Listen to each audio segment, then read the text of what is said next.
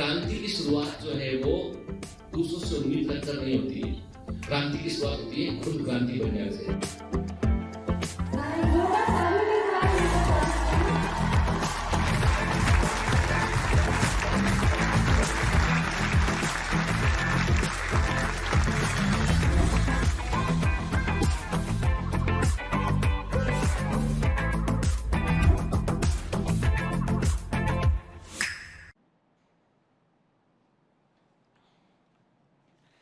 Hello commanders, welcome to Biomentors classes online. I am doctor Jitendra Singh. तो बेटा हम पढ़ रहे हैं breathing and exchange of gases, मतलब रेस्पिरेटरी सिस्टम को हम पढ़ रहे हैं। और अभी तक क्या क्या देखा हमने देखा कि रेस्पिरेटरी ट्रैक क्या होता है, ट्रेकिया क्या होता है, ट्रेकिया की सी शेप रिंग क्या होती है, फिर प्राइमरी ब्रोंकाई क्या होता है, सेकेंडरी ब्रोंकाई क्या होता है, टर्सरी ब्रोंकाई क्या होता है, ब्रोंक्योस क्या होते हैं। हमने देखा कि टर्मिनल ब्रोंक्योस क्या होते हैं, रेस्पिरेटरी ब्रोंक्योस क्या होते हैं, एल्वलाई क्या होता है। तो पूरा स्ट्रक्चर समझा हमने। और हमने ये भी देखा कि हमारा लंग्स किस प्रकार से काम करता है, एक्सटर्नल इंटरकॉस्टल मसल कब कॉन्ट्रैक्ट करती है, इंटरनल इंटरकॉस्टल मसल कब कॉन्ट्रैक्ट करती है, डायफ्राम का क्या रोल है, ये सब हमने पिछली क्लास में अच्छे से समझा हुआ है। मतलब जो बेसिक मैकेनिज्म है कि हमारा लंग्स एयर को कैसे लेता है वो हम अच्छे से समझ चुके हैं। तो अब बार बार उस पर बात हम नहीं करेंगे, अब हम आगे बढ़ेंगे इस पे हम के। तो देखो बेटा, है ना, तो हमने पिछली क्लास में देखा था कि कौन सी मसल्स ऐसी हैं जो फोर्स्ड इंस्पायरेशन में हेल्प करती हैं, कौन सी मसल ऐसी है जो फोर्स जो है एक्सपायरेशन में हेल्प करती है, कि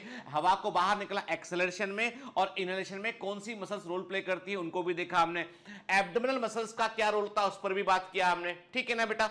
चलिए, फिर जहां हमने बात खत्म किया था पिछली बार वो था स्पायरोमेट्री। हमने स्पायरोमीटर की बात की थी, स्पायरोमेट्री की बात की थी। मैंने कहा था कि स्पायरोमेट्री से हम ये पता लगा लेते हैं कि हमारे लंग्स की कंडीशन क्या है, मतलब किस प्रकार से लंग्स काम कर रहे हैं, ये हम पता लगा लेते हैं कि लंग्स में कोई बीमारी तो नहीं है, लंग्स जो है नॉर्मल फंक्शन कर रहे हैं नहीं कर रहे हैं। इसलिए हम क्या बोलते हैं, पल्मोनरी फंक्शन टेस्ट बोलते हैं। क्या बोलते हैं, पीएफटी कहते हैं, पल्मोनरी फंक्शन टेस्ट कहते हैं कि अच्छा एक काम करते हैं, तो आज के जो है मैं आपसे जो है एक दो तीन क्वेश्चन करूंगा, उनके आप मुझे उत्तर दीजिए। पहला क्वेश्चन आपसे मैं जो कर रहा हूं वो ये है कि आपको बताना है कि आपके लंग्स के, आपके जो रेस्पिरेटरी सिस्टम उसके कंडक्टिंग पाथ में कौन से स्ट्रक्चर शामिल है, कि आपको कंडक्टिंग पार्ट के स्ट्रक्चर के नाम बताना है। आपको बताना है कि रेस्पिरेटरी सिस्टम में जो कंडक्टिंग पार्ट है उसमें कौन कौन से स्ट्रक्चर शामिल है, ये बताना है। दूसरा आपको ये बताना है कि जो कार्टिलेज की रिंग है, जो कार्टिलेज रिंग है कहां पे, ट्रेकिया में जो कार्टिलेज रिंग है वो किस तरह का कार्टिलेज है, टाइप ऑफ कार्टिलेज किस तरह का कार्टिलेज है, ये आपको बताना है। एंड जो ट्रेकिया में सी शेप की कार्टिलेज रिंग है वो किस तरह का कार्टिलेज है, ये आप बतलाएंगे आप, ठीक है। फिर आप बताएंगे कि इंटरकॉस्टल मसल्स की बात करें हम तो कौन सी मसल्स एक्सहेलेशन में रोल प्ले करती है और कौन सी इनहेलेशन में रोल प्ले करती है। एंड दो तरह की होती है ना बेटा intercostal muscle, external intercostal muscle और इंटरनल इंटरकॉस्टल मसल। तो कौन सी एक्सहेलेशन में हेल्प करेगी और कौन सी इनहेलेशन में हेल्प करेगी, ये आपको बतलाना है। क्लियर। चलिए, तो पिछली क्लास में हमने जहां बात खत्म की थी, मैंने कहा था कि डॉक्टर्स जो है वो एक टेस्ट करते हैं, स्पायरोमेट्री करते हैं, पल्मोनरी फंक्शन टेस्ट करते हैं और उससे पता लगाते हैं कि आपके लंग्स की कंडीशन किस तरह की है। अब लंग्स में बेटा दो तरह के, आप ध्यान से बात सुनिएगा के, थोड़ा सा हम मेडिकल का टच दे रहे हैं इसको, हम थोड़ा सा हम जो है वो मेडिकल फील्ड की तरफ जाकर हम बात करेंगे कि लंग्स में क्या कंडीशन हो सकती है। नॉर्मल लंग्स में एक तो है नॉर्मल लंग्स। अब नॉर्मल लंग्स में से यदि आप रेस्पिरेटरी डिजीज की तरफ आप जा रहे हैं, बीमारी का पता लगा रहे हैं, तो कौन सी बीमारियां लंग्स में हो सकती, किस तरह की बीमारियां हो सकती हैं। देखो बेटा, इन बीमारियों को जो है मेडिकल साइंस कहता है कि दो कैटेगरी हो गई यहां पर के, एक हो गई जिसमें कि लंग्स का साइज कम हो गया, एक हो गई इसमें कि लंग्स का साइज जो है वो बढ़ गया या साइज में कोई परिवर्तन नहीं हुआ। एक होती है कंस्ट्रक्टिव डिजीज, एक होती है ऑब्स्ट्रक्टिव डिजीज। आप बोलोगे सर क्या मतलब हुआ इसका, चलो एक काम करते हैं, हम पहले सुन ले समझते हैं बेटा, फिर आगे बात करेंगे इस पे। देखो, स्पायरोमेट्री से हम ये पता लगा सकते हैं कि हमारे लंग्स के अंदर एयर का फ्लो किस तरह का है, कितना एयर हम नॉर्मल सांस में ले पा रहे हैं, कितना हम फोर्सफुली एयर अंदर ले पा रहे हैं, कितना हम एयर जो है फोर्सफुली बाहर निकाल सकते हैं। और ये सब कुछ जो है ये कुछ पर्टिकुलर वॉल्यूम्स है, और ये वॉल्यूम आपको वेरी वेरी इंपॉर्टेंट है एग्जाम के लिए, आपको याद रखना है, बिल्कुल भी नहीं भूलना है। ठीक है, तो हम आज बात करेंगे रेस्पिरेटरी वॉल्यूम्स पर और कैपेसिटीज में से। और आज लेक्चर के बाद, ये लेक्चर खत्म होने के बाद हर बच्चे को हर कमांडो को वॉल्यूम याद रहना चाहिए। और ये ड्यूरिंग द लेक्चर आप बार बार रिवाइज करेंगे, उसको बार बार मैं पूछता रहूंगा, बार बार रिवाइज करेंगे। और लेक्चर खत्म होने के बाद आंखें बंद करके 5 बार, कितनी बार? 5 बार खुद से सारे वॉल्यूम याद करेंगे, बोलेंगे। समझ गए ना बेटा? ये बिल्कुल दिमाग में गांठ बांध लो, जो बोल रहा हूं इंस्ट्रक्शन फॉलो करना, एक भी क्वेश्चन गलत करके नहीं आएंगे आप। ठीक है, चल। तो डॉक्टर जो है वो, अब आपको बता दूं मैं कि जब भी लंग्स की बीमारी होती है तो डॉक्टर जो है कई बार क्या होता है, स्टेथोस्कोप। अब स्टेथोस्कोप से लोगों को क्या लगता है? लोगों को लगता है कि स्टेथोस्कोप जो होता है उससे केवल ये मालूम चलता है ना, स्टेथोस्कोप, लोगों को लगता है कि स्टेथोस्कोप से केवल ये मालूम चलता है कि आपका जो स्टेथोस्कोप से केवल ये मालूम चलता है कि हार्ट की, देखो ये है ना मेरे पास, मैं अपना देख रहा था कहां गए बैठ के, तो केवल ये मालूम चलता है कि हार्ट बीट सुनते हैं। नहीं, ऐसा नहीं है। यानी ये एक बड़ा, मतलब मैं आपको क्लियर कर दूं, ये जो है ये डॉक्टर्स की ज्वेलरी है। ठीक है, this is the doctors jewellery. क्या ये डॉक्टर की ज्वेलरी है और ये सबसे प्रेशियस ज्वेलरी है। इसको आप सिर्फ पैसे से नहीं खरीद सकते हैं, पैसे के अलावा आपके पास में होना चाहिए पैशन प्लस पैसा, तो ही ये आपके काम आएगी। नहीं तो ऐसे तो फिर आप नीम हकीम खतराए जान बन जाएंगे लेके से घूम रहे थे। तो ये बड़े काम का है। इससे क्या मालूम चलता है? इससे हम जो है वो हार्ट साउंड सुनते हैं, फर्स्ट सेकंड, वो तो सुनते ही हैं। उसके लिए हम और अच्छा वाला, मेरा स्टेथोस्कोप जो है वो कहीं रखा है अंदर, तो अच्छा वाला हम स्टेथोस्कोप यूज करते हैं कि जो लिटमैन का आता है, बड़ा अच्छा वाला वो यूज करते हैं। कि ये बड़ा जनरल टाइप का स्टेथोस्कोप है। इससे क्या करते हैं हम? इससे हम एक काम करते हैं, इससे हम जो है वो कई बार चेस्ट के अंदर कहीं नीजिंग साउंड यानी विस्लिंग साउंड तो नहीं आ रहा है, चेस्ट के अंदर किस तरह का आवाज हो रहा है सांस लेने के दौरान, फिर बोलते हैं जोर से सांस लो, सांस छोड़ो, तो हम वो सब सांस सुनने की कोशिश करते हैं। तो हमें इससे एक अंदाजा मिलता है कि लंग्स नॉर्मल है या नहीं है। नीजिंग साउंड आ रहा, मतलब ये कि अस्थमैटिक कंडीशन हो सकती है यहाँ पे। क्या क्लियर? विसिल के समान साउंड आता है। तो अब बात इतनी सी है कि डॉक्टर एक तो स्टेथोस्कोप से भी थोड़ा बहुत अंदाजा आता है, लेकिन सबसे बढ़िया टेस्ट क्या है? स्पायरोमेट्री या पल्मोनरी फंक्शन टेस्ट की हम बात करें यहाँ पे। देखो, बीमारियां जो होती हैं, जो लंग्स से जुड़ी हुई बीमारियां होती हैं, उनको हम 2 कैटेगरी में मेनली रखते हैं। एक होती है रेस्ट्रिक्टिव डिजीज होती है, दूसरी ऑब्स्ट्रक्टिव डिजीज होती है। अब गौर से देखिए, आपके रिस्ट्रिक्टिव डिजीज में क्या हो गया कि आप देख रहे हैं कि आपका जो लंग्स है, देखिए आप, ये नॉर्मल लंग है, ये नॉर्मल लंग दिखाई पड़ रहा है आपको। ठीक है, ये रेस्ट्रिक्टिव डिजीज का लंग है। ठीक है, हम एक काम करते हैं, इस इमेज को हम थोड़ा सा जो है, पहले तो ये समझ जाओ, रेस्ट्रिक्टिव डिजीज में लंग का साइज छोटा हो गया है, जबकि ऑब्स्ट्रक्टिव डिजीज में लंग का साइज बढ़ गया है। देख रहे हैं गौर से आप?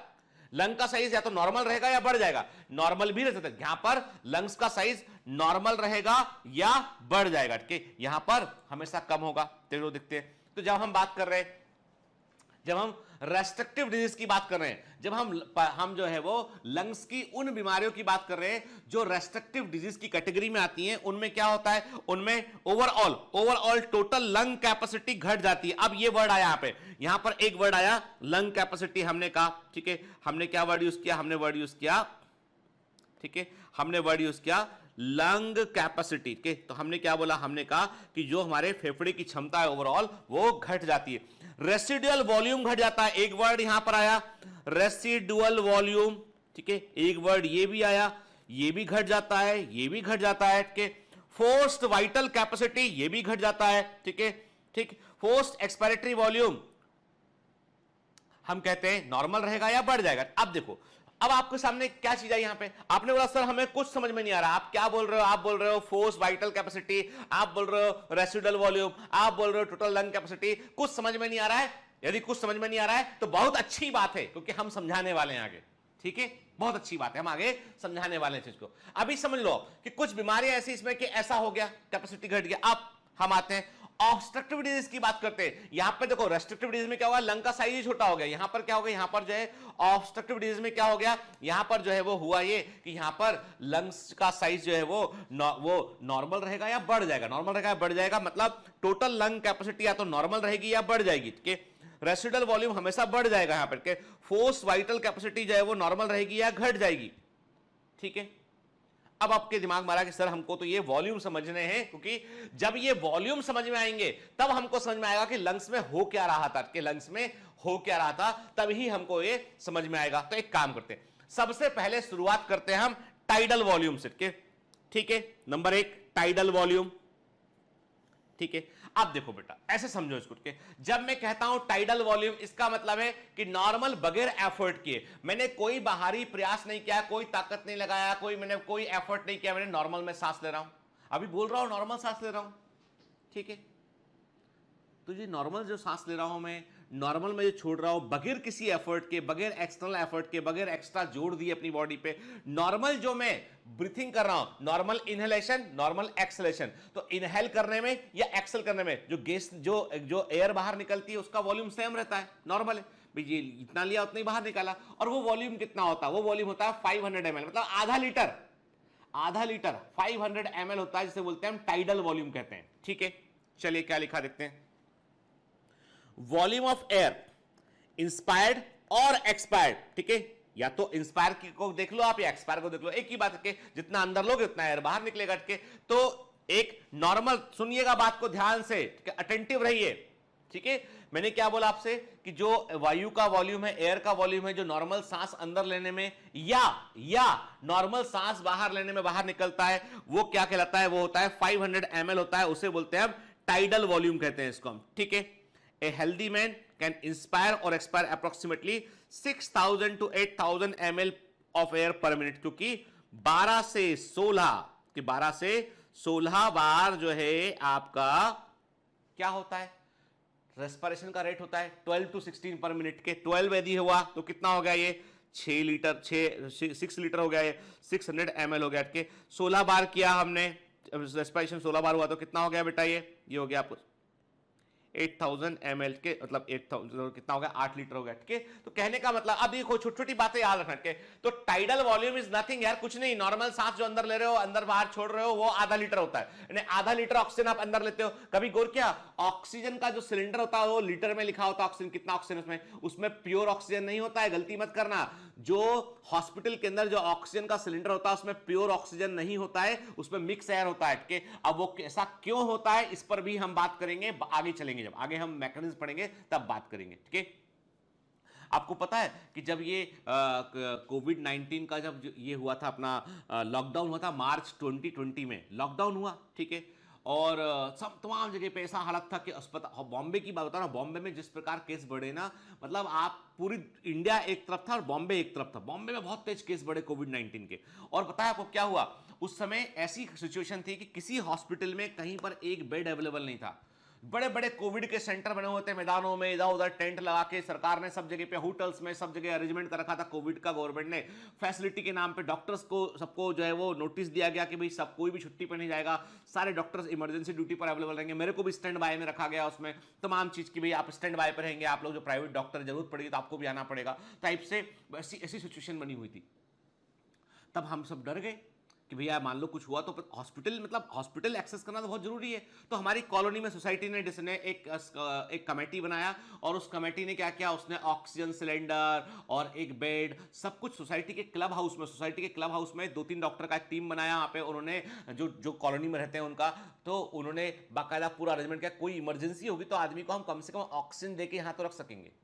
मैंने क्या किया, मैंने भी वो जब वहाँ तो किया ही है सोसाइटी ने, लेकिन मैंने अपने घर में एक ऑक्सीजन कॉन्सेंट्रेटर खरीद लिया। मैंने फिलिप्स कंपनी का एक ऑक्सीजन कॉन्सेंट्रेटर जो है वो मैंने ले लिया, और वो मतलब मैं उसका ब्रांड इंडोर्समेंट नहीं कर रहा भाई, मैं बता रहा हूँ कि वो अच्छा है कि, तो जो है वो मैंने एक इक्विपमेंट खरीदा। मैंने उस समय जो इक्विपमेंट कोई चीज़ 40-45 हज़ार का मिलता था, वो 70-80 हज़ार का इक्विपमेंट आया। क्यों लिया वो, क्योंकि फैमिली में मम्मी रहती है, सब घर में रहते हैं और सोसाइटी में लोग होते हैं, मान लो वो सिलेंडर का ऑक्सीजन खत्म हो गया तो ये ऐसा होता है कि हवा की एयर से ऑक्सीजन को बना के जो है वो डाल सकता है सिस्टम में के, तो ये बड़ा सपोर्ट सिस्टम होता है। क्योंकि बगैर ऑक्सीजन, देखो हम पानी को हम उबाल लेंगे कुछ करें, पर हम हवा के लिए क्या करेंगे इसके। और लंग्स जब कभी इस तरह की वायरल इन्फेक्शन होता है तो लंग्स जो है वो अपना उसको प्रेशर में एयर चाहिए पड़ता है, प्रेशर में ऑक्सीजन चाहिए पड़ता है। इसलिए बाईपैप थेरेपी करते हैं कोरोना वायरस में, ठीक है। बाईपैप जो है वो उसमें जो है वो प्रेशर के साथ जो है एयर को प्रोवाइड करते हैं, ताकि लंग्स में से एयर को हम हाई प्रेशर पे देंगे ना तो डिफ्यूजन फास्ट होगा, क्योंकि बहुत सारा लंग्स का हिस्सा डैमेज हो चुका होता है, जो हिस्सा काम कर रहा है ना वहां से एयर एक्सचेंज होगा, लेकिन जब आप प्रेशर से एयर देंगे ना तो थोड़ा ज्यादा एक्सचेंज होगा, तो व्यक्ति को ऑक्सीजन मिल पाएगी अंदर तक बॉडी के। ठीक है, तो अभी हम नॉर्मल, तो सुनिएगा ये जो चीजें मैं आपको क्यों बतला रहा हूं, क्योंकि हमारे आसपास घटी है, हम सारे लोग डरे हुए रहे हैं पूरे 1 साल रेस्पिरेटरी डिजीज के कारण। ठीक है, अभी सुबह सुबह एक बच्चे का मेरे पास जो है वो कमांडो का मैसेज आया व्हाट्सएप पे, देखा मैंने, मुझे बहुत दुख हुआ। उसने उसकी माँ का फोटो भेजा है, उसकी माँ जो है वो उनका अंतिम संस्कार कर रहे हैं, तो वो जो जो जो पूरा श्रृंगार करते हैं, जो जो लगाते हैं उनको, तो बहुत सुबह सुबह फोटो भेजा, बड़ा मन बड़ा दुखी हुआ। मैंने पूछा फ़ोन लगा के तुरंत उसको कि बेटा क्या हुआ था? सर रेस्पिरेटरी कुछ प्रॉब्लम उनको हो गया था। ठीक है, तो अब क्या पता क्या प्रॉब्लम था, डायग्नोसिस तो नहीं सामने उसमें, लेकिन ये कि मतलब ऐसे बहुत घरों में ऐसा हुआ है और बहुत ही दुखदायी क्षण होता है। और यदि बेटा मैं आपको फ़ोन भी किया हूँ, लेकिन मेरी अब वीडियो देख रहे हैं तो मेरी पूरी परिवार के साथ सांत्वना है मुझे, और मुझे मालूम है कि जो है वो पेरेंट्स में से कोई एक जाता है तो कितना दुख होता है, और ऐसा बहुत लोगों के साथ हुआ है। ठीक है, मैं उसको एक ही बात बोला, बेटा देख तेरी माँ तो चली गई, अब उसका कुछ तो कर नहीं सकते, वो तो बहुत बड़ा नुकसान है, लेकिन अब यही है कि हम किसी और की माँ को तो बचा सकते हैं ना। अच्छे डॉक्टर बनो बेटा, मेहनत करो। कि अभी मैं देख रहा हूँ कि बहुत डिस्ट्रैक्शन, सोशल मीडिया ने ऐसा डिस्ट्रैक्शन कर दिया। अभी आप पढ़ भी सोशल मीडिया से, अच्छा भी यूज़ है, बुरा भी यूज़ हो रहा है अभी उस कट के।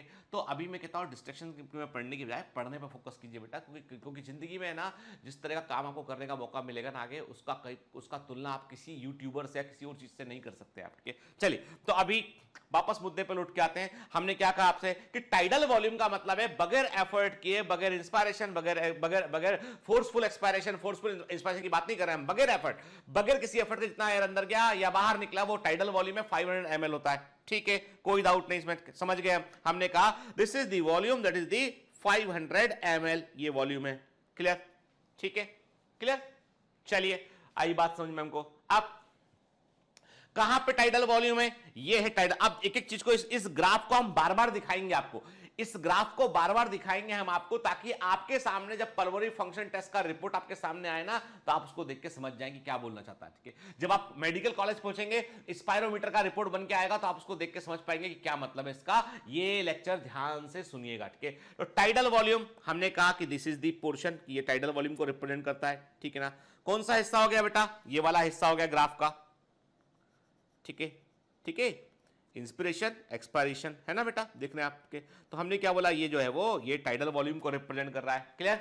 ठीक है, चलिए आगे बढ़ते हैं। अब बात करते हैं हम क्या होता है इंस्पायरेटरी रिजर्व वॉल्यूम। ठीक है, IRV। ठीक है, टाइट लिखा हमने, टाइडल वॉल्यूम होता है 500 ml, हमें याद है, हमने यहां पे नोट कर लिया। ठीक है, बार बार बोलूंगा, 25 बार बोलूंगा ताकि तुम्हारे दिमाग में फिट हो जाए। ठीक है, 500 ml हो गया नॉर्मल। ठीक है, अब इंस्पायरेटरी रिजर्व वॉल्यूम की बात करते हैं हमके। अब हमने क्या किया, नॉर्मल सांस अंदर लिया, अब हमको और सांस अंदर लेना है। ठीक है, मतलब we want extra air inside our lungs, मतलब हम क्या कर रहे हैं, हम नॉर्मल सांस लेने के अलावा एक्स्ट्रा एयर को अंदर डालने की कोशिश कर रहे हैं, फोर्सफुल इंस्पायरेशन कर रहे हैं हम, तो एक्स्ट्रा एयर अंदर जाएगा, तो वो वॉल्यूम कितना होता है? तो हमने क्या कहा, एडिशनल वॉल्यूम ऑफ एयर। किससे एडिशनल? टाइडल वॉल्यूम के अलावा, टाइडल वॉल्यूम के अलावा एडिशनल, अतिरिक्त। ठीक है, volume of air a person can inspire by forcible inspiration के मतलब यह है कि टाइडल वॉल्यूम तो 500 ml था, उसके ऊपर आप कितना एयर अंदर और ले सकते हैं लंग्स में, पूरी ताकत लगाएं, पूरी दम लगाएं, कितना एयर अंदर ले सकते हैं, और ये होता है 2.5 से लेके 3 लीटर के 2000 है, मतलब ये देखिए बड़ा अमाउंट है। इंस्पायरेटरी रिजर्व वॉल्यूम 2500 ml से लेके 3000 ml, याद रखिएगा। मतलब ये हुआ कि यार है ना, आप यदि जो है वो इंस्पायरेटरी रिजर्व वॉल्यूम और टाइडल वॉल्यूम को जोड़ लें आप, तो मतलब आप जो है वो 3 से 3.5 लीटर एयर को अंदर रख सकते हैं लंग्स में। ठीक है ना, एक तो टाइडल वॉल्यूम अंदर आया और फिर आपने एक्स्ट्रा एयर अंदर लिया, inspiratory reserve volume. Inspiratory reserve volume आपने एक्स्ट्रा को अंदर लाके इकट्ठा कर लिया। क्लियर? ठीक है, क्या है ये चीज? देखो, ये हो गया है टाइडल वॉल्यूम, मैंने कहा ये टाइडल वॉल्यूम है। ठीक है, ये टाइडल वॉल्यूम का हिस्सा शो कर रहा है। ठीक है, और ये क्या है बेटा, ये हो गया आपका, ये हो गया है इंस्पायरेटरी रिजर्व वॉल्यूम, है ना बेटा। चाहे इधर से काउंट कर लो आप इसको, चाहे इसको इधर से काउंट कर लो, ठीक है, दोनों नहीं मिला के करेंगे, ठीक है, ये एक है ना, एक हिस्सा काउंट करेंगे चाहे इंस्पायरेशन में चाहे एक्सपायरेशन में, ठीक है। तो क्या मैंने अभी यहाँ तो इंस्पायरेशन की बात करेंगे हम, ठीक है, तो ये क्या है, इंस्पायरेटरी रिजर्व वॉल्यूम, यहाँ तो इंस्पायरेशन की बात करेंगे, इंस्पायरेटरी रिजर्व वॉल्यूम हो गया। जब सांस बाहर छोड़ोगे तो उसको बाहर भी निकालना पड़ेगा, इसलिए सेकंड हाफ ग्राफ का हमें दिखाई पड़ रहा है ऐसा, ठीक है। तो ये क्या हो गया, tidal volume 500 ml, inspiratory reserve volume कितना है ये 2500 से लेके 3000 ml, ठीक है। टाइडल वॉल्यूम कितना है 500 ml, ठीक है बेटा, क्लियर हुआ।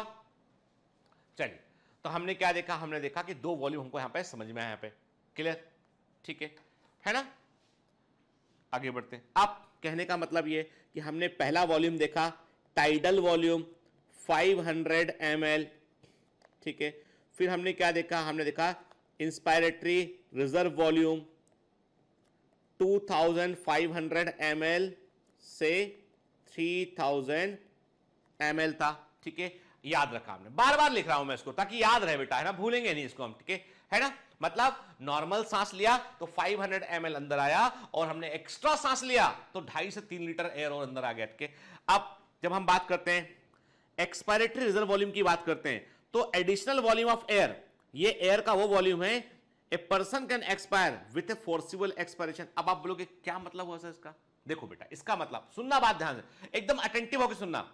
यहां पर क्या हो रहा है, आपने नॉर्मल सांस अंदर लिया, नॉर्मल सांस अंदर लिया, सुनिएगा बात को, के नॉर्मल सांस अंदर लिया, फिर आपने नॉर्मल सांस बाहर छोड़ा, उसके बाद कितना एयर निकाल सकते हैं बाहर आप। अभी यहां पर बाहर से फोर्सफुली एयर अंदर नहीं लिया आपने, आपसे क्या बोल रहा हूं मैं, जो आपने पहले किया था कि आपने नॉर्मल एयर लिया फिर फोर्सफुली एयर अंदर लिया, है ना। यहां पे हम बात कर रहे हैं अपोजिट, कि नॉर्मल एयर बाहर छोड़ा फिर फोर्सफुली एयर बाहर निकाला आपने, तो कितना ऐसा एयर है जिसको लंग से आप फोर्सफुली नॉर्मल इंस्पायरेशन के बाद कितना एयर एक्स्ट्रा बाहर निकाल सकते हैं, और वो होता है 1 से लेके 1 लीटर से लेके 1.1 लीटर या 1000 ml से लेके 1100 ml होता है वो, उसे क्या बोलते हैं हम ERV कहते हैं, ठीक है। तो एक्सपायरेटरी रिजर्व वॉल्यूम जो होता है बेटा, याद रखना इस बात को अच्छे से, गलती मत करना, नॉर्मल इंस्पायरेशन के बाद जब आप नॉर्मल एक्सपायरेशन करते हैं, उसके अलावा आप कितना एडिशनल एयर बाहर निकाल सकते हैं, जो आपके लंग्स में से आप बाहर निकाल रहे हैं, वो होता है 1000 से लेके 1100 ml होता है, इसे एक्सपायरेटरी रिजर्व वॉल्यूम कहते हैं, ठीक है। तो क्या बोला मैंने आपसे, मैंने कहा आपसे कि ये जो है टाइडल वॉल्यूम कितना है 500 ml है, ठीक है। इंस्पायरेटरी रिजर्व वॉल्यूम कितना है 2500 से लेके 3000 ml होता है, ठीक है। और ERV कितना होता है 1000 से लेके 1100 ml होता है, ठीक है ना बेटा, क्लियर। तो मतलब नॉर्मल, यानी आपने क्या किया, नॉर्मल सांस बाहर छोड़ने के बाद कितना एयर आपने एक्स्ट्रा बाहर निकाला है, वो जो डिफर है वो है ERV है, एक्सपायरेटरी रिजर्व वॉल्यूम है, ओके क्लियर, ठीक है। तो अब हमने क्या किया, हमने कहा कि देखो भाई ऐसा है कि टाइडल वॉल्यूम हो गया 500 ml हो गया बेटा, इंस्पायरेटरी रिजर्व वॉल्यूम कितना हो गया 2500 से लेके 3000 ml हो गया, एक्सपायरेटरी रिजर्व वॉल्यूम कितना हो गया, ये 1000 से लेके 1100 ml हो गया, ठीक है। ये तीनों वॉल्यूम भूलना नहीं है हमको, एकदम अटेंटिव होकर ध्यान रखना है बेटा हमको, बार बार बता रहा हूं इसीलिए मैं, ठीक है, कोई गलती नहीं चाहिए मेरे को, कोई गलती नहीं चाहिए ना, ठीक है। चलो तो अब रेसिडुअल वॉल्यूम क्या है, अब रेसिडुअल वॉल्यूम क्या पूरे, जब आप एयर बाहर निकालोगे, फोर्सफुली एयर बाहर निकालोगे, क्या लंग्स पूरे खाली हो जाएंगे, अरे पूरे खाली नहीं हो सकते लंग्स के, लंग्स कोई वैक्यूम थोड़ी ना बन जाएंगे पूरे खाली हो गए लंग्स के, पूरा एयर बाहर निकालेंगे, दिस इज नॉट पॉसिबल के। तो कुछ ना कुछ एयर लंग्स में प्रेजेंट जरूर रहेगा, कुछ ना कुछ एयर लंग्स में प्रेजेंट जरूर रहेगा, ठीक है। तो volume of air remaining in the lungs even after a forceful expansion, के जब आपने जोर के साथ सांस को बाहर छोड़ा, उसके बावजूद लंग्स के अंदर जो है वो लंग्स के स्ट्रक्चर को मेंटेन रखने के लिए कुछ ना कुछ एयर प्रेजेंट रहेगा, उसे बोलते हैं रेसिडुअल वॉल्यूम कहते हैं। वो 1100 से लेके 1200 ml होता है। आरवी रेसिडुअल वॉल्यूम कितना होता है 1100 से लेकर जो है वो 1200 ml होता है, ठीक है। ये मतलब सांस को फोर्सफुली बाहर छोड़ने के बाद लंग्स पूरी तरीके से खाली नहीं होते हैं, लंग्स जो होते हैं उनमें कुछ ना कुछ एयर होती है ताकि लंग्स जो है वो अपना स्ट्रक्चर मेंटेन रख सके, और वो कितना होता है 1100 से 1200 ml होता है, उसे रेसिडुअल वॉल्यूम कहते हैं उसे हम, ठीक है, क्लियर। देखो बेटा tidal volume 500 ml, inspiratory reserve volume 2500 से लेके 3000 ml, ठीक है। ERV 1000 से लेके 1100 ml, ठीक है। और RV 1100 से लेके 1200 ml, ठीक है। क्लियर है ना? मतलब टाइडल वॉल्यूम कितना बोला बेटा हमने 500 ml, यानी नॉर्मल सांस अंदर बाहर करोगे 5 आधा लीटर एयर अंदर बाहर होगी के।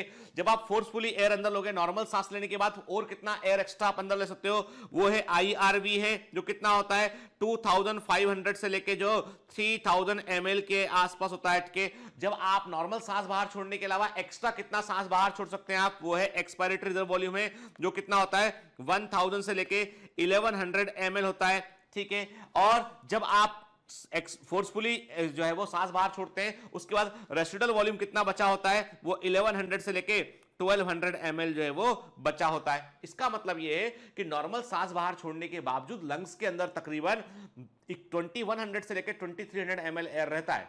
सुनिए बात को, क्यों बोल रहा हूं ऐसा मैं ये बोल रहा हूं आपसे कि नॉर्मल सांस बाहर छोड़ने के बाद आपके लंग्स में कितना एयर बचा है। सोचिए ना, कल्पना कीजिए कितना एयर बचा है भाई। ये वो एयर है जिसको आप फोर्सफुली आधा, जिसमें से कुछ हिस्सा आप फोर्सफुली बाहर निकाल सकते हैं, कुछ नहीं निकाल सकते। तो आपने नॉर्मल सांस बाहर छोड़ने के बाद आपके लंग्स में कितना एयर है, कोई पूछता है आपसे, मान लो एग्जामिनर पूछता है कि नॉर्मल तुमने सांस बाहर, नॉर्मल सांस लिया, नॉर्मल सांस बाहर छोड़ा, उसके बाद लंग्स में कितना एयर बचा है, तो आप बोलोगे this is ERV plus RV, expiratory reserve volume, जिसको हम बाहर निकाल सकते हैं, और RV इसको बाहर नहीं निकाल सकते, उतना एयर बचा है, ठीक है। क्लियर? चलिए अब क्या है, हमारे पास कुछ आंकड़े आ गए। हमने कहा टाइडल वॉल्यूम, आपको बोर लगेगा, बार बार सर बोल रहे हैं, मैं इसलिए बोल रहा हूं, मेरे बच्चों को याद है इसलिए बोल रहा हूं। टाइडल वॉल्यूम, ठीक है, वो याद है बचपन में पढ़ते थे स्कूल में, 2 1 जा 2, 2 2 जा 2 4, 2 3 जा 6, है ना, तो वही है ये के। तो अभी आप बस बड़े हो गए तो अब चीजें अलग याद कर रहे हैं। टाइडल वॉल्यूम 500 ml हो गया आपका। इंस्पायरेटरी रिजर्व वॉल्यूम कितना हो गया, ये 2500 से लेके 3000 ml हो गया आपका, ठीक है। फिर आपका एक्सपायरेटरी रिजर्व वॉल्यूम कितना हो गया, ये आपका हो गया है 1000 से लेके 1100 ml हो गया है, ठीक है। फिर रेसिडुअल वॉल्यूम कितना हो गया है, वो 1100 ml से लेके आपका कितना हो गया है 1200 ml हो गया है। आपके पास ये कुल वॉल्यूम आए हुए हैं कि जो कुल वॉल्यूम आपके पास है, एक वो नॉर्मल सांस का वॉल्यूम, फिर नॉर्मल सांस के अलावा कितना अंदर ले सकते हैं वो भाई हम कर क्या सकते हैं, हम यही तो कर सकते हैं, नॉर्मल सांस ले सकते हैं, फोर्सफुली सांस अंदर ले सकते हैं, फोर्सफुली सांस बाहर निकाल सकते हैं, यही तो काम कर सकते हैं हम के। तो वो काम किया हमने और उसका वॉल्यूम निकाला। हमने क्या निकाला, नॉर्मल सांस में कितना वॉल्यूम है वो निकाल लिया, फोर्सफुली कितना अंदर ले पाया वो वॉल्यूम निकाल लिया, फोर्सफुली कितना बाहर निकाल पाए वो वॉल्यूम निकाल लिया, ठीक है। और लंग्स में कितना बचा रखा है वो वॉल्यूम कैलकुलेट कर लिया हमने। तो अब कहने का मतलब ये है कि यहां पर जो है कुछ वॉल्यूम हमारे पास है। अब डॉक्टर्स इस वॉल्यूम को देखकर वो कुछ कैपेसिटीज वो लंग्स के बारे में अंदाजा लगाते हैं। okay? क्या लिखा है, by adding up a few respiratory volume, कुछ रेस्पिरेटरी वॉल्यूम को जोड़ने के बाद जो हमने ऊपर लिखे हैं, one can drive various pulmonary capacity, एक व्यक्ति कई सारी पल्मोनरी कैपेसिटी को ड्राइव कर सकता है, जिसका उपयोग हम क्लिनिकल डायग्नोसिस में करते हैं। जैसे कि what is the meaning of inspiratory capacity, मतलब कुल सांस लेने की तुम्हारी क्षमता कितनी है, ठीक है। अरे नाम से स्पष्ट है, इंस्पायरेटरी कैपेसिटी कि तुम कुल कितना सांस ले सकते हो। हमने कहा भाई ऐसा है 500 ml हम ले पाते हैं नॉर्मली, और हम 2500 से लेके 3000 ml फोर्सफुली अंदर ले सकते हैं। ये कुल मेरा सांस लेने का क्षमता है, मतलब मैं टीवी प्लस IRV की बात कर रहा हूं। मैं किसकी बात कर रहा हूं, मैं टीवी प्लस IRV की बात कर रहा हूं। इतना सांस में अंदर ले सकता हूं। तो इंस्पायरेटरी कैपेसिटी क्या है, वो दो वॉल्यूम का ऐड है कि भाई नॉर्मल सांस अंदर लिया और एक्स्ट्रा कितना सांस अंदर ले लिया, 500 प्लस 2500 एंड और 3000, मतलब 3 से 3.5 लीटर के आसपास हो गया कि नहीं हो गया। Clear clear. क्या लिखा है यहां पे देखो, total volume of air a person can inspire after a normal expiration, normal सांस बाहर छोड़ने के बाद आप कुल कितना एयर अंदर ले सकते हैं, इस बात को हम क्या बोलते हैं, इंस्पायरेटरी कैपेसिटी कहते हैं। ये टीवी प्लस IRV होता है, ठीक है। क्लियर, ठीक है। चलिए क्या कहा हमने कहा कि ये हो गया inspiratory capacity, this is the inspiratory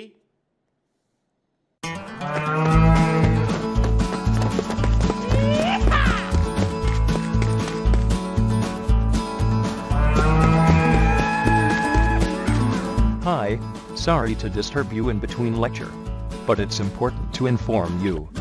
You should download Biomentors app from Google Play Store. We need your support, so please take subscription to become an official commando of Biomentors. Bye bye. Continue your lecture. Capacity क्या बोलोगे इसको मिला के आप? Inspiratory capacity बोलोगे. TV plus IRV is the inspiratory capacity. Clear? ठीक है, clear बेटा? यानी ये हो गया है आपका इंस्पायरेटरी कैपेसिटी हो गया है. ठीक है, फिर एक्सपायरेटरी कैपेसिटी की बात करते हैं. अपोजिट, कि आप नॉर्मल सांस लिया, आप नॉर्मल सांस लिया आपने, उसके बाद नॉर्मल सांस बाहर छोड़ा, फिर कितना सांस और बाहर छोड़ सकते हो आप, टोटल कितना हवा में बाहर निकाल सकता हूं, वो हो गया एक्सपायरेटरी कैपेसिटी हो गया. मतलब TV plus expiratory reserve volume क्या हो गया ये? मतलब 500 ml प्लस 1000 to 1100 ml है ना बेटा? कि एक कोई आंकड़ा लेंगे आप यहाँ पे, तो क्या हुआ? ये 1500 से 1600 ml के आसपास हो गया. एक्सपायरेटरी कैपेसिटी बोला इसको हमने, क्या लिखा है यहाँ पे? Total volume of air a person can expire after a normal inspiration. सामान्य सांस लेने के बाद वो व्यक्ति कितना और हवा एयर बाहर निकाल सकता है? तो एक तो 500 ml टाइडल वॉल्यूम बाहर निकालेगा, देन एक्सपायरेटरी रिजर्व वॉल्यूम बाहर निकालेगा. वो एक्सपायरेटरी कैपेसिटी हो गई. देखिए ध्यान से, है ना? देखो बेटा, है ना? बार बार बता रहा हूं. 500 ml, 2500 से 3000 ml, ये दोनों को मिला के क्या हो गया? ये हो गया आपका इंस्पायरेटरी कैपेसिटी हो गया आपका ये. ठीक है, लेकिन फिर मैंने क्या कहा आपसे? मैंने कहा आपसे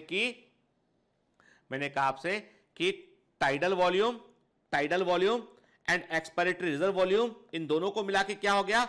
एक्सपायरेटरी कैपेसिटी हो गया. कितना एयर आप बाहर निकाल सकते हैं आप. ठीक है, टाइडल वॉल्यूम कितना होता है? 500 ml होता है. आईआरवी इंस्पायरेटरी रिजर्व वॉल्यूम कितना होता है बेटा? 2500 से 3000 ml होता है. ठीक है, ईआरवी कितना होता है? 1000 से लेके 1100 ml होता है. ठीक है, तो चलो बताते हैं हम लोग कैलकुलेट करते हैं ना बेटा. आईसी इंस्पायरेटरी कैपेसिटी कितनी होती है? 500 प्लस 2500 या 3000 बोल लिया हमने, तो क्या बोला हमने? Varies from the 3000 to 3500 ml होता है इंस्पायरेटरी कैपेसिटी. एक्सपायरेटरी कैपेसिटी कितना होता है? 500 प्लस 1000 या 1100, तो मतलब कितना हो गया ये? 1500 से लेके जो है वो 1600 ml हो गया. एक्सपायरेटरी कैपेसिटी 1500 से लेके वो 1600 ml हो गया बेटा. क्लियर? ठीक है, तो मतलब हमको ये बात समझ में आई कि अच्छा ये कैपेसिटी, दो कैपेसिटी तो हमको समझ में आ गई, है ना? ठीक है, चलिए फिर अब आते हैं हम इंटरेस्टिंग, हम बात करते हैं फंक्शनल रेसिडुअल कैपेसिटी. अब इसका मतलब क्या? इसका मतलब ये कि नॉर्मल सांस छोड़ने के बाद, नॉर्मल एक्सपायरेशन के बाद कितना हवा अंदर लंग्स में बचा रहता है. याद है मैंने आपसे क्या कहा था? मैंने कहा था आपसे कि ईआरवी वो हवा है जिसको आप नॉर्मल सांस लिया, आपने नॉर्मल सांस बाहर छोड़ा, फिर कितना एयर बाहर निकाल सकते हैं, वो ईआरवी हो गया. जो कितना है बेटा? जो ईआरवी है वो कितना है? वो ईआरवी आपका जो है वो ईआरवी वो एयर हो गया जिसको आप एक्स्ट्रा बाहर निकाल सकते हैं नॉर्मल सांस लेने के बाद. वो था 1000 से लेके वो 1100 ml था. ठीक है, और फिर मैंने कहा था जिस एयर को आप बाहर नहीं निकाल सकते हैं वो रेसिडुअल वॉल्यूम है, जो कि 1100 से लेके 1200 ml था. ठीक है, इसका मतलब इतना एयर आपके लंग्स में हमेशा होता है नॉर्मल सांस बाहर छोड़ने के बाद इतना एयर एक्स्ट्रा होता है जिसमें से आप 1100 के आसपास बाहर निकाल सकते हैं, उसके ऊपर बाहर नहीं निकाल सकते हैं. ठीक है, तो हम क्या बोलते हैं? हम कहते हैं इसे, हम वर्ड यूज करते हैं functional residual capacity equal to the ERV plus RV. ठीक है, मतलब ये वो एयर है जो नॉर्मल सांस बाहर छोड़ने के बाद आपके लंग्स के अंदर प्रेजेंट होती है. इसमें से इसको आप बाहर निकाल सकते हो, इसको बाहर आप नहीं निकाल सकते हो, आरवी को, है ना? देखो समझो. ठीक है, ये है फंक्शनल रेसिडुअल कैपेसिटी. ठीक है, एक चीज बेटा, क्रियाशील अवशिष्ट क्षमता, मतलब ऐसी हवा जो लंग्स में नॉर्मल इंस्पायरेशन एक्सपायरेशन के बाद प्रेजेंट रहती है, उसे हम बोलते हैं फंक्शनल रेसिडुअल कैपेसिटी कहते हैं. Volume of air that will remain in the lungs after a normal expiration. के सामान्य सांस छोड़ने के बाद हवा में लंग्स में कितना हवा, लंग्स में कितना एयर प्रेजेंट रहेगा, वो है बेटा फंक्शनल रेसिडुअल कैपेसिटी है. और इसमें से कितना एयर बाहर निकाल सकते हैं, मतलब एफआरबी का कितना हिस्सा, आप एफआरबी में से कितना हिस्सा, लगभग 50% हिस्सा बाहर निकाल सकते हैं. लगभग वर्ड यूज किया मैंने. क्योंकि देखो ERV कितना है 1000 से 1100 ml है और RV कितना है 1100 से 1200 ml है। मतलब कोई पूछता है कि how much air from your functional residual capacity you can exhale. सुनिएगा, ऐसे नए क्वेश्चन एग्जामिनर बना सकता है कि आपकी फंक्शनल रेसिडुअल कैपेसिटी में कितना एयर आप बाहर निकाल सकते हैं, तो अराउंड 50% एयर आप बाहर निकाल सकते हैं, 50% आप बाहर नहीं निकाल सकते हैं, जो रेसिडुअल कैपेसिटी में आता है, रेसिडुअल वॉल्यूम में आता है। ठीक है ना, क्लियर। चलो अब फिर से आ गए हम इस ग्राफ पे। हमने कहा, क्या कहा, IRV कितना होता है, जल्दी जल्दी बोलो, मेरे साथ बोलो, ठीक, मेरे साथ बोलो। IRV कितना होता है 2000, अरे ठीक है, IRV कितना होता था, IRV होता है आपका 2500 से लेके 3000 ml, TV 500 ml, ERV 1000 से 1100 ml, RV 1100 से लेके 1200 ml। ठीक है, अब इन दोनों को मिला के क्या बनता है, इंस्पायरेटरी कैपेसिटी बनता है। हम बार बार लिख रहे हैं याद रखने के लिए। और इन दोनों को मिला के क्या बनता है, इन दोनों को मिला के बनता है एक्सपायरेटरी कैपेसिटी बनता है। ठीक है, अब हम बात कर रहे थे, जो हम बात कर रहे थे, जिसके बारे में हमें बोलना है, वो ये है बेटा कि ERV और RV को मिला के ये बनता फंक्शनल रेसिडुअल कैपेसिटी। ठीक है ना, FRC फंक्शनल रेसिडुअल कैपेसिटी बन रहा था। ठीक है ना बेटा, क्लियर। ठीक है, FRC का फंक्शनल रेसिडुअल कैपेसिटी। अब कोई पूछता है कितना होता है IC, भैया IC होता है इंस्पायरेटरी कैपेसिटी, कितना होता है, वो होता है 3 लीटर से लेके 3.5 लीटर में लिखा है मैंने इसको। ठीक है, 3000 ml से 3500 ml बोल सकते हैं इसको हम, है ना बेटा, इतना होता है। फिर कितना होता है भैया EC होता है कितना 500 प्लस 1000 या 1100। तो हमने क्या बोला, हमने कहा 1.5 लीटर से लेकर 1.6 लीटर EC होता है। कितना होता है FRC, तो FRC कितना होता है बेटा, ये होता है 1000 प्लस 1100 2.1 लीटर बोल सकते हैं इसको हम, या 1200 तो कितना हो गया ये, इधर हमने कहा कि हमारा ERV 1100 लिया हमने, और RV हमने 1200 लिया, तो कितना होगा 2.3 लीटर के आसपास ये हमको देखने मिलेगा, है ना। जोड़ दिया ना वॉल्यूम, हमने कुछ क्या किया, जोड़ दिया हमने इसको। तो अब आपको ये वॉल्यूम भी मालूम चल गए कि IC कितना, EC कितना, FRC कितना होता है। ठीक है, ठीक। अब आते हैं हम वाइटल कैपेसिटी की बात करते हैं। What is the meaning of vital capacity, क्या होता है। ठीक है, the maximum volume of air, सुनिएगा ध्यान के, the maximum volume of air a person can breathe in after a forced expiration के मतलब जोर से सांस बाहर निकाली, जोर से सांस को बाहर किया, ठीक है, फिर कुल कितना हवा अंदर लेगा व्यक्ति। ठीक है, जोर से सांस को बाहर निकाला तो सबसे पहले तो वो हवा अंदर लेगा जो उसने जोर से बाहर निकाला था, ERV। भाई जब जोर से सांस बाहर निकाला तो एक्सपायरेटरी रिजर्व वॉल्यूम को भी बाहर निकाल दिया, जो कितना था, जो था 1000 से लेके 1100 ml था, वो बाहर निकाल दिया। फिर सांस अंदर लिया तो पहले तो ये ERV जो बाहर निकाला वो अंदर लेगा, वो जो बाहर निकला वो भी तो अंदर आएगा ना। फिर टाइडल वॉल्यूम अंदर आया, वो 500 ml था। फिर सांस को जोर से लिया, मैक्सिमम वॉल्यूम को लिए सांस को जोर से लिया उसने, कितना हो गया, वो IRV हो गया, जो कितना है, जो हो गया आपका 2500 से लेके 3000 ml के आसपास है। इतना हवा जो है व्यक्ति अंदर लेगा जोर से सांस बाहर छोड़ने के बाद। जोर से कितना हवा अंदर लेगा, तो जो सांस बाहर छोड़ा, जोर से सांस बाहर छोड़ा मतलब TV बाहर छोड़ा, ERV बाहर छोड़ा। अब जोर से हवा अंदर लेगा तो पहले ERV भरेगा, फिर TV भरेगा, और उसके बाद इंस्पायरेटरी रिजर्व वॉल्यूम लेगा। आई बात समझ, ये है वाइटल कैपेसिटी, ये है वाइटल कैपेसिटी कि कुल कितना हम हवा का लेन देन कर सकते हैं। पहले पूरा बाहर निकाल दिया जोर से जितना निकाल सकते थे, और फिर पूरा अंदर ले लिया जितना, और कोई एक्स्ट्रा कितना ले सकते हैं अंदर। सिंपल सी बात है। जब आपने लंग्स से, सुनिएगा बात का फंडा समझ, जब आपने लंग्स से नॉर्मल सांस बाहर छोड़ने के बाद आपने फोर्सफुल सांस बाहर छोड़ा, तो आपने TV बाहर छोड़ दिया, टाइडल वॉल्यूम बाहर छोड़ दिया, फिर एक्सपायरेटरी रिजर्व वॉल्यूम को भी बाहर छोड़ दिया। जब जोर से सांस अंदर लोगे तो ERV जो बाहर निकला वो अंदर सेट होगा कि नहीं होगा, वो भी अंदर खाली है लंग्स, तो वो 1100 अंदर गया। फिर TV 500 अंदर आया, और फिर आप जोर मैक्सिमम एयर अंदर ले रहे हैं तो IRV भी अंदर आ गया। ठीक है बेटा, तो क्या बन गया, वाइटल कैपेसिटी बन गया। मतलब this is the vital capacity. ERV 2500 से 3000 ml, TB 500 ml, ठीक है। IRV क्या है, इंस्पायर्ड वॉल्यूम कितना बेटा 2500 से लेके कितना हो गया बेटा, ये 3000 ml हो गया। टाइडल वॉल्यूम TB 500 ml हो गया। ERV एक्सपायर्ड रिजर्व वॉल्यूम कितना हो गया, ये आपका 1000 से लेके हो गया 1100 ml हो गया, ठीक है। ये कुल है वाइटल कैपेसिटी, मतलब ठीक है। तो मतलब कितना हो गया ये 3000 4000, मतलब ये वेरी करता है 4000 से लेके ये 500 400,600 ml। This is the normal value के, यानी वाइटल कैपेसिटी जो है वो 4000 ml से लेके 4600 ml तक जो है वो वेरी करता है, ठीक है ना बेटा, क्लियर। यानी हम IRV को हमने 2500 ml नॉर्मल वैल्यू है, लोअर साइड वैल्यू उसका नॉर्मल, ठीक है। TB 500 हो गया, 3000 हो गया, 1000 हमने ERV लिया हमने तो 4000 हो गया। यदि हम IRV को 3000 ले, हम TB को 500 ले तो 500 हो गया, ठीक है।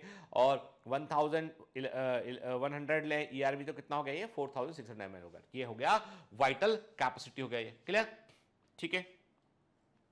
अब टोटल लंग कैपेसिटी, सारा मतलब कुल हवा, कुल लंग्स में कितना हवा भरा है, ठीक है। तो अब हमने क्या बोला, हमने कहा कि total volume of air accumulate in the lungs at the end of force inspiration के। फोर्स इंस्पायरेशन किया आपने तो मतलब ये हो गया, एक तो TB अंदर कर लिया आपने, IRV आपने अंदर कर लिया है, ठीक है। फिर एक्सपायर्ड रिजर्व वॉल्यूम ऑलरेडी अंदर है और रेसिडुअल वॉल्यूम ऑलरेडी अंदर है, इतना हवा टोटल अंदर होगा लंग्स में। कॉमन बात है ना बेटा, कॉमन सेंस की बात है। देखो रेसिडुअल वॉल्यूम ऐसी हवा है जिसको बाहर आप नहीं निकाल सकते हो, कितना है ये 1100 से लेके 1200 ml है। इतनी बार बोला है मैंने, अब तो रटा जाना चाहिए इसे। कोई बच्चा गलत किया क्वेश्चन तो कान पकड़ के खींचूंगा, ठीक है, ठीक है ना, गलती मत करना, है ना। तो RV रेसिडुअल वॉल्यूम कितना हो गया 1100-1200 ml, जो उसको आप बाहर नहीं निकाल सकते हो। ERV जो हवा ऑलरेडी लंग्स में प्रेजेंट होता है, इसको बाहर फोर्सफुली बाहर निकाल सकते हैं, नॉर्मली बाहर नहीं निकालते इसको। 1000 से लेके कितना हो गया ये 1100 ml हो गया ये, ठीक है। IRV जो आपने फोर्सफुली अंदर एयर लिया है वो कितना है, वो 2500 से लेके 3000 ml है, ठीक है। TB कितना है 500 ml है, मतलब इतना कुल हवा लंग्स के अंदर होगा। तो जोड़ लेते हैं हम इसको, हमने कहा 1100 प्लस 1000 2500 500 कितना हो गया ये 3 4 5 के, हाँ 2500 3 लीटर 4 लीटर के 5100 ml से लेकर कहाँ तक होगा ये। यदि हम उसका वैल्यू बढ़ा दें, इसका वेरिएबल वैल्यू क्या है यहाँ पे, हमने कहा कि हमने 3 लीटर ले लिया, हमने IRV को 3 लीटर लिया, हमने इसको हमने 3 कर दिया, मान लो हमने इसको जो हमने 3 कर दिया, मान लो इसको हमने, ठीक है। TB से हम 500 ही रहेगा TB, ठीक है। ये हमने क्या कर दिया, रेसिडुअल हमने जो है वो एक्स जो है इसको ERV को कितना कर दिया हमने, ERV को हमने कर दिया 1100, वेरी करता है 1100 कर दिया, और हमने रेसिडुअल वॉल्यूम कितना कर दिया हमने 1200 कर दिया, इसको हमने मैक्सिमम वैल्यू पे। तो कितना हो गया ये हो गया अभी 3500 4500 4600 5600, इतने होगा ना, कितना होगा, हाँ 8 ना, मतलब 5800 ml ये वेरिएबल अमाउंट आया। इतना जो है वो टोटल लंग कैपेसिटी होता है, ठीक है ना 5000। तो ये हमने सिंपल कैलकुलेट, हमने गुणा भाग सिंपल तो कैलकुलेशन किया, हमने क्या किया बताओ, सिंपल कैलकुलेशन किए हुए हमने यहाँ पे, ठीक है। तो total volume of air accumulated in the lungs at the end of forced inspiration, तो इसमें क्या क्या इंक्लूड है, रेसिडुअल वॉल्यूम इंक्लूड है इसमें, ठीक है। ERV इंक्लूड है इसमें, TB इंक्लूड है, IRV इंक्लूड है। या बोल सकते हो आप vital capacity plus residual volume, क्योंकि वाइटल कैपेसिटी में क्या क्या शामिल होता है, वाइटल कैपेसिटी में आपका ERV TB और IRV शामिल होता है, प्लस रेसिडुअल वॉल्यूम को ऐड कर लो आप, तो बन गया टोटल लंग कैपेसिटी बन गया है। This is the total lung capacity. अब आपका काम है होमवर्क, ठीक है। होमवर्क ये है आपका कि आपको बताना है इसमें ए का वॉल्यूम कितना, ए कितना है, बी कितना है, सी कितना है, डी कितना है, ठीक है, ई कितना है, एफ कितना है, जी कितना है, ठीक है। ये आपको ग्राफ है, इसका स्क्रीनशॉट ले लीजिएगा, A B C D E F G, ये बताइएगा कितना क्या वॉल्यूम है, टोटल कितना है, ठीक है ना, याद रखिएगा। ठीक, चलिए अब आके वापस लौट के जहां से बात शुरू की थी हमने वहीं वापस लौट के हम आते हैं ऑब्स्ट्रक्टिव डिजीज और नॉर्मल लंग्स की बात कर रहे हैं।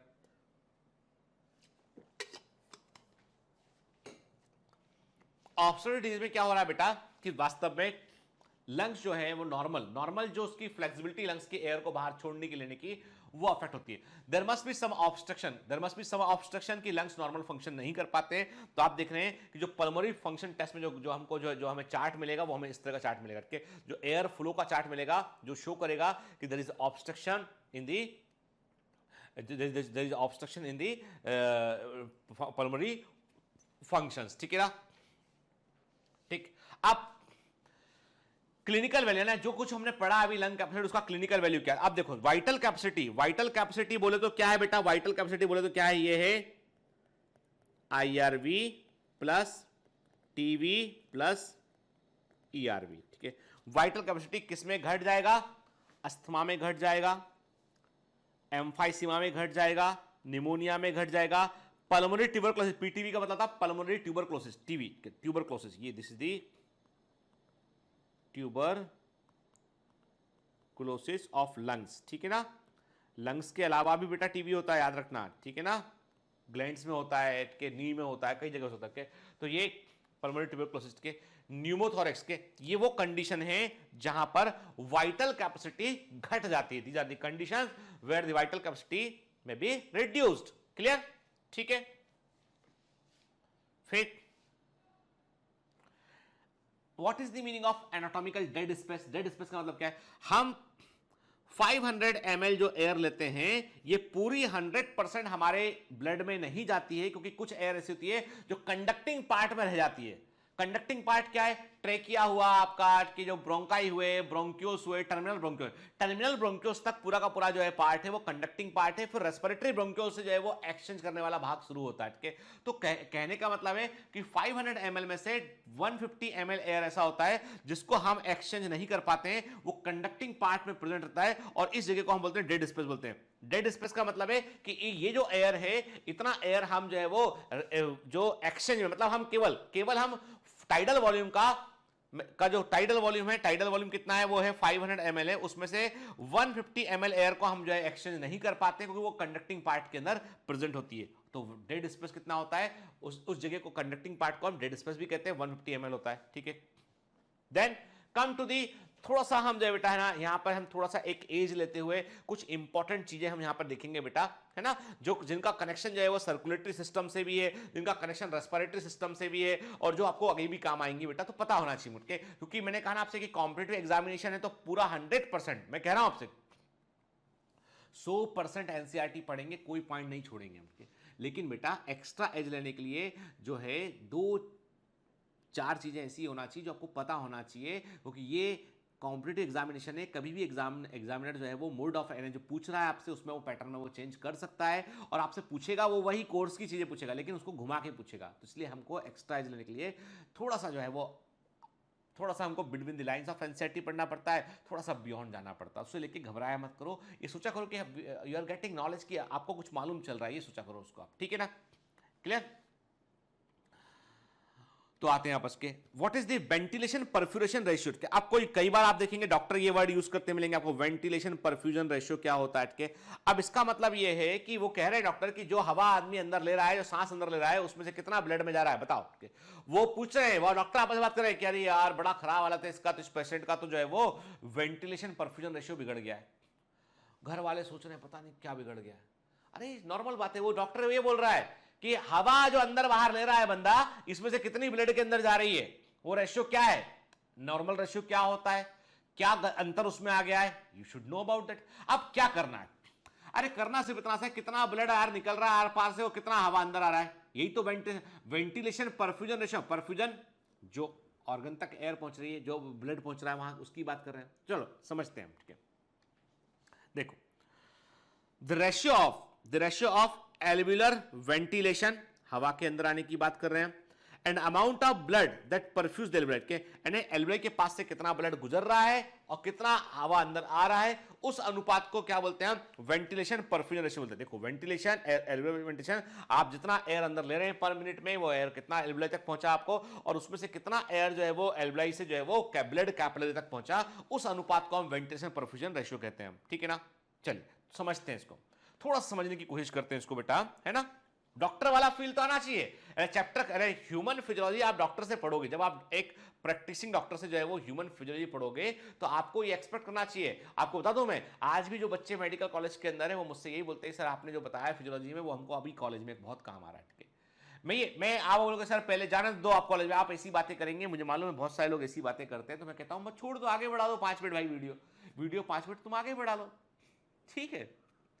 लेकिन मैं बोलूंगा आपसे कि बेटा चूंकि as a student of biology human physiology आपका कोर कंटेंट है, तो इसलिए वो चीजें आपको अच्छे से समझ में आना चाहिए। ठीक है, चलो वेंटिलेशन परफ्यूजन रेशियो का फॉर्मूला हमने कहा एल्वेओलर ventilation oblique pulmonary blood flow. ठीक है, अब एल्वेओलर वेंटिलेशन कैसे निकालोगे? Tidal volume minus dead space multiply by respiratory rate, ये निकाल। अब देखो कोई पूछता आपसे कि how you can calculate the एल्वेओलर ventilation, कैसे कैलकुलेट करके आप एल्वेओलर वेंटिलेशन कैसे कैलकुलेट करोगे? आप कितना, तो आप बोलोगे 1 मिनट, क्या आप बोलोगे कि एल्वेओलर वेंटिलेशन का मतलब ये हो गया कि आपका जो आपका रेस्पिरेशन रेट है,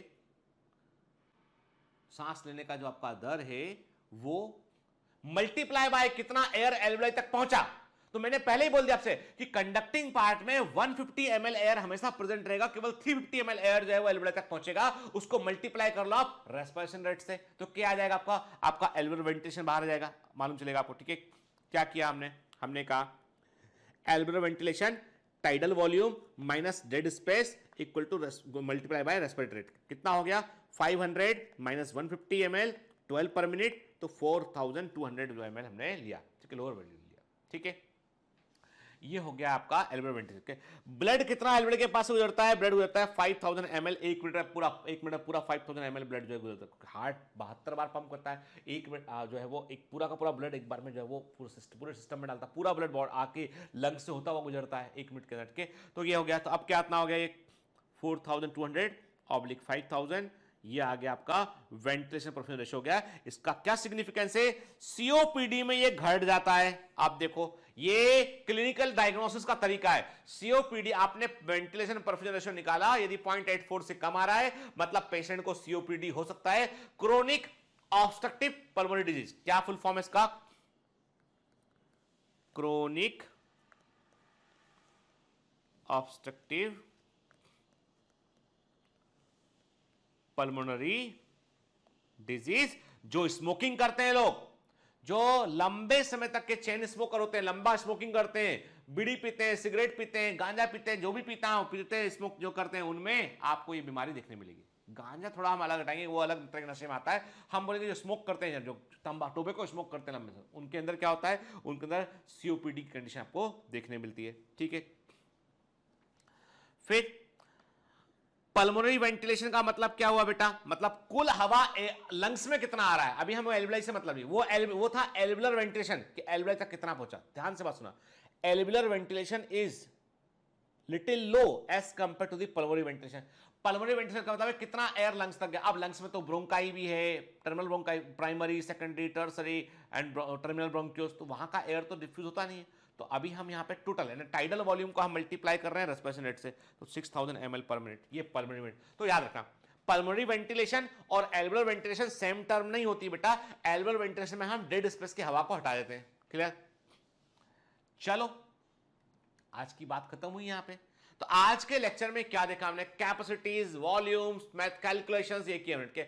मुझे लगता है कि आज का जो लेक्चर है, इस लेक्चर से मतलब बहुत आप देखिएगा उठा के, कोई भी एमसीक्यू उठा के देखिएगा, वॉल्यूम वाले बहुत क्वेश्चन पूछेंगे एग्जाम के अंदर। ठीक है ना, बनना चाहिए। अब मेरा बच्चा कोई भी एक भी क्वेश्चन गलत नहीं करेगा बेटा, है ना, ठीक है। और यदि आप गलत करेंगे तो वो मैं अपनी ही गलती मानूंगा, उसमें मैं अपनी ही गलती मानूंगा। और आप, मुझे मालूम है कि आप अपने गुरु को शर्मिंदा होते हुए नहीं देख सकते। आपको अपने टीचर को वो मैं कह रहा हूँ ना आपसे कि मेरा बच्चा एग्जाम में सबसे अच्छा परफॉर्म करेगा, ये मेरा भरोसा है और इसको आपको कायम रखना है बेटा। ठीक है, देखो मैं क्लियर कर दूं आपसे, बायोमेंटर्स जो है वो किसी भी तरह का कोई धंधा नहीं करता है। बायोमेंटर्स जो है बहुत हार्ट से कनेक्टेड ऑर्गेनाइजेशन है, ठीक है। यहाँ पे आपकी सफलता ही मेरी गुरुदक्षिणा है, ठीक है। और मुझे आपसे गुरुदक्षिणा चाहिए बेटा, आपके सिलेक्शन के रूप में चाहिए। जो आप सब्सक्रिप्शन का फी जो भरते हैं वो सब आपके सिस्टम का एक्सेस करने का जो फैसिलिटी है उसकी अपनी कॉस्ट होती है, उसको आप भरते हैं। अदरवाइज मेरे लिए पर्सनली जो चाहिए मुझे आपसे वो है एक वायदा, एक प्रॉमिस कि आप सिलेक्ट होकर दिखाएंगे। आपका एक सिलेक्शन का मैसेज एक मेरे पास जो है वो आएगा। मेरे मोबाइल फ़ोन में आपका नंबर नाम के साथ सेव रहना चाहिए, ईयर के साथ कि कौन सा बच्चा कहाँ पढ़ रहा है, ठीक है। ड्यूरिंग MBBS मैं आपको डांटूंगा भी, आपसे बात भी करूंगा, आपकी समस्या में काम भी आऊँगा, आपको गाइड भी करूंगा मैं, ठीक है। आपकी हर स्तर पे जहाँ तक बन पाएगा वहाँ मैं आपकी हेल्प करूंगा। और मैं काम का आदमी हूँ। बीच में बताऊंगा नहीं मैं आपको कि बीच में भी मेरे किसी मेडिकल स्टूडेंट को कुछ समस्या का सामना करना पड़ा कुछ, तो मैंने एक स्टेट के हेल्थ मिनिस्टर से भी मैंने कहलवा दिया, ठीक है, कि भैया उस बच्चे का ये समस्या सॉल्व।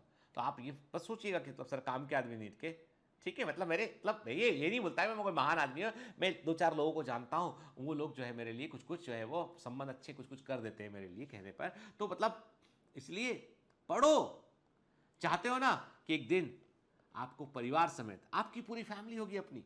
अरे आने वाला समय भाई, अभी से पढ़ोगे लिखोगे, कल को शादी भी होगी, बच्चे भी होंगे, मिलेंगे फंक्शन में, मिलेंगे कहीं, मिलेंगे आपके घर के फंक्शन में आऊंगा, ठीक है। हम लोग फैमिली है तो फैमिली सा लगना तो चाहिए ना यार। तो ये दूरी है ना, इस दूरी को कम करने का तरीका खोजो, वो है सिलेक्शन आपका, है ना बेटा। तो पढ़िए अच्छे से, मेहनत कीजिए, खूब सारे MCQ लगाइए। All the best.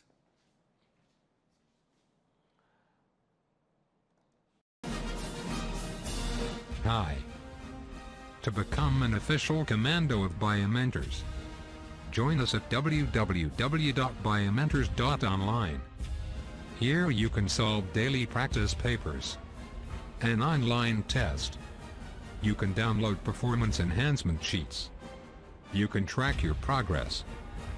You can interact with other fellow commandos. Join us and prepare yourself. It's a commando training for your success. Download Biomentors online app from Google Play Store.